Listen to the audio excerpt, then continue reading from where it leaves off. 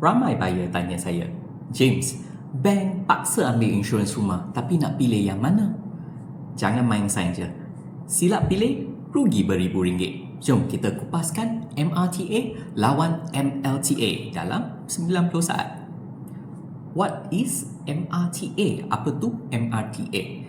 MRTA ni paling popular sebab dia murah. Tapi dengar sini, papasan dia makin lama, makin sikit. Dia ikut baki hutang bank korang.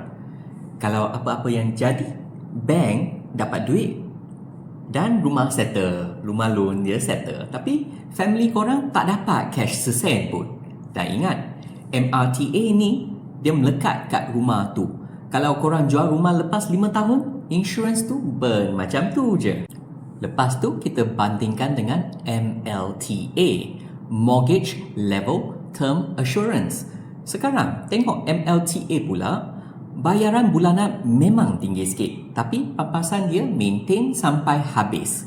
Kalau loan tinggal 100,000 tapi insurance cover 400,000, family korang dapat baki 300,000 cash. Paling best MLTA ni dia portable. Korang jual rumah A, beli rumah B. Insurance yang sama boleh bawa sekali ke rumah B. Siap ada cash value lagi. Kesimpulannya, pilih MRTA kalau anda nak jimat kos dan rancang duduk lama di rumah tersebut.